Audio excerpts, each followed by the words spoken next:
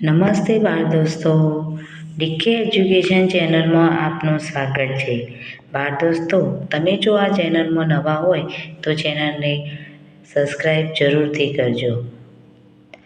તો આજે આપણે ધોરણ 6ની સ્વ-અધ્યયન પોથીના ભાગ 2માં ગુજરાતી વિષયમાં પાઠ 3 ચોમાસામાં સૃષ્ટિ સૌંદર્યનું સોલ્યુશન જોઈશું. તો ચાલો સોલ્યુશન જોઈએ. પ્રશ્ન 1. આપેલા શબ્દનો સાચો અર્થ આપેલા વિકલ્પમાંથી શોધીને લખો. તો ચેતન શબ્દ છે, એનો સાચો અર્થ ચપળ, સજીવ કે ચમકતું. તો ચેતનનો સાચો અર્થ થાય સજીવ. વેગ તો જોર, શક્તિ કે ઝડપ. તો જવાબ આવશે ઝડપ. ઓથ પાછળ, આથો કે અથવા. તો જવાબ આવશે પાછળ. વધાવવો તો વધવો, આવકાર કે વધારે. તો જવાબ આવશે આવકાર. કાયર તો બળવાન, કદાવર કે ડરપોક. તો જવાબ આવશે ડરપોક. હવે પ્રશ્ન 2. આપેલા શબ્દને લાગુ પડતા શબ્દ ઉદાહરણ મુજબ લખો. ઉદાહરણ: વરસાદ, છત્રી, વીજળીના ચમકારા, વાદળા અને ઘનઘોર. એવી રીતે આપણને આપેલું છે શબ્દ પાણી. તો પાણીને લગતા શબ્દ નદી, સરોવર, જળ અને તરંગ. બીજું છે ખેતર. તો પાક, હળ, ખેડૂત, માટી. ત્રીજું છે આકાશ: વાદળ, તારા, સૂર્ય અને ચંદ્ર. ચોથું છે તળાવ. તો કમળ, માછલી, પાણી, કિનારો. પાંચમું છે ઝાડ: પાન, ફળ, ડાળી અને ફૂલ. પ્રશ્ન 3. આપેલા શબ્દનો અર્થ પાઠમાંથી શોધીને લખો. તો અહીંયા શબ્દ આપેલું છે ભૂશેર. જમીનનો લાંબો અને સોપડો ભાગ જે સમુદ્રમાં આગળ હોય. હવે સામુદ્રધુની તો બે મોટા જળરાશિઓને જોડતી સાંકડી જળપટ્ટી. બેટ ચારેય બાજુ પાણીથી ઘેરાયેલો જમીનનો ભાગ. દ્વીપકલ્પ ત્રણ બાજુ પાણીથી ઘેરાયેલો જમીનનો ભાગ. હવે પ્રશ્ન 4. પાઠના આધારે ઘટનાક્રમ લખો. તો અહીંયા આપેલા છે કે બાળકો છત્રી ઓઢીને બહાર નીકળે છે, મેઘના જળ પૃથ્વી પર ઉતરે છે, કુદરતને ખોળે ખેલવા નીકળ્યો, ખળખળ વહી જતા ઝરણાનું મધુર ગાન સાંભળો અને ખેતરમાં ઉગી ગયેલી જુવારની હારો ગણો. એમાં પહેલો નંબર આવશે મેઘના જળ પૃથ્વી પર ઉતરે છે. બીજો છે બાળકો છત્રી ઓઢીને બહાર નીકળે છે. ત્રીજું છે ખળખળ વહી જતા ઝરણાનું મધુર ગાન સાંભળો. ચોથું છે ખેતરમાં ઉગી ગયેલી જુવારની હારો ગણો. અને પાંચમું છે કુદરતને ખોળે ખેલવા નીકળો. પ્રશ્ન 5. ખરા ખોટા લખો. પહેલો: આંબાના ઝાડે તમને કાગડાના મોટા માળાઓ જણાશે. તો જવાબ આવશે ખોટું. નવજીવન ધારણ કરવું એટલે 9 વખત જીવન ધારણ કરવું. તો જવાબ આવશે ખોટું. વરસાદ પડે એટલે ધરતી માતાએ લીલી સાડી ધારણ કરી હોય એવું લાગે છે. ખરું.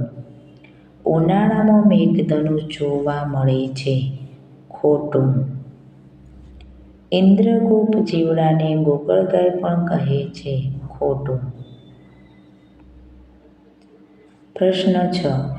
જોડકા જોડો. તો વિભાગ અ અને વિભાગ બ આપેલો છે. અમાં છે આકાશ, ઝરણા, ધરતી, ઘાસ અને સૌંદર્ય. બમાં છે ખળખળ, લીલી સાડી, વાદળો, અદ્ભુત અને અંકુર. તો આકાશ સાથે આવશે વાદળો. ઝરણો તો ખળખળ અવાજ. ધરતી તો લીલી સાડી પહેરી. ઘાસ તો એના અંકુર ફૂટે અને સૌંદર્ય તો અદ્ભુત. પ્રશ્ન 7. ખાલી જગ્યા પૂરો. આપણને કૌંસમાં આપી દીધેલું છે રાજી, ગુસ્સે, મોટેથી, ધીમેથી, મદદ અને ચિંતા. પહેલું, મોરને કળા કરતો જોઈ શ્રેયા ખાલી જગ્યા થઈ ગઈ. તો જવાબ આવશે રાજી. બકરી એના બચ્ચાને શિયાળ સાથે જોઈ ખાલી જગ્યા થઈ ગઈ. તો ચિંતા થઈ ગઈ. ત્રીજું છે બાળક કૂતરાને જોઈને ખાલી જગ્યા રડવા લાગ્યું. તો મોટેથી. મીરાને પગમાં વાગ્યું છે તેથી ખાલી જગ્યા ચાલે છે. તો જવાબ આવશે ધીમેથી. મારે રંગોળી શીખવી છે એટલે શિક્ષકની ખાલી જગ્યા લઈશ. તો જવાબ આવશે મદદ. વરસાદ પડતો હતો પણ મારી પાસે છત્રી ન હોવાથી પલળી જવાની ખાલી જગ્યા થઈ. તો જવાબ આવશે ચિંતા. હવે પ્રશ્ન 8. આપેલા બંને શબ્દનો ઉપયોગ કરી વાક્યો બનાવો. ઉદાહરણ ઠંડી અને કડકડતી. તો શિયાળામાં કડકડતી ઠંડી પડે છે. હવે આપણને આપેલું છે પતંગ અને નાનું. આકાશમાં નાનો પતંગ ઉડી રહ્યો છે. બાળ દોસ્તો, અહીંયા તમે તમારી રીતે પણ વાક્યો બનાવી શકો છો. વહાણ અને મોટું. નદીમાં મોટો વહાણ જતો હતો. ત્રીજું, કાચ ને મજબૂત. આ બારીનો કાચ ખૂબ જ મજબૂત છે. ચોથું, હળદર અને તુરી. હળદર સ્વાદે તુરી હોય છે. પાંચમું, ભોજન અને ગરમ. મને ગરમ ભોજન જ ભાવે છે. હવે પ્રશ્ન 9. નીચેના ક્રિયા વિશેષણનો ઉપયોગ કરી વાક્યો બનાવો. અહીંયા ઉદાહરણ આપ્યું છે પડ્યા પડ્યા. તો માજી પડ્યા પડ્યા બૂમો પાડતા હતા. હવે અહીંયા છે હસતા હસતા. મહેશ હસતા હસતા શાળાએ ગયો. દોડતા દોડતા. બાળકો દોડતા દોડતા મેદાનમાં પહોંચ્યા. સંતાતા સંતાતા. ચોર પોલીસથી સંતાતા સંતાતા ભાગી ગયો. ચોથું, ઊભા ઊભા. તે ઊભા ઊભા પાણી પી રહ્યો હતો. પાંચમું, ગાતા ગાતા.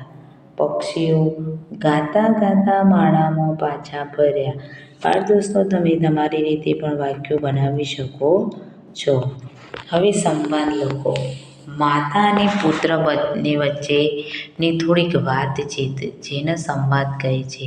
તો માતા કહે, બેટા આજે શાળામાં કેવો દિવસ રહ્યો? તો પુત્ર કહે, મમ્મી આજે તો ખૂબ જ મજા આવી. અમે બાગમાં રમવા ગયા હતા. માતા કહે, અરે વાહ, શું રમ્યા? પુત્ર કહે, અમે સંતાકૂકડી રમ્યા અને ઝાડ પર ચડ્યા. માતા કહે, જોજે બેટા, વાગવું ન જોઈએ. સાંજે જમવાનું શું ભાવશે તને? પુત્ર કહે, મમ્મી આજે મને મગની દાળ અને ભાત ભાવશે. તમે તમારી રીતે સંવાદ લખી શકો છો. હવે પ્રશ્નોના જવાબ લખો.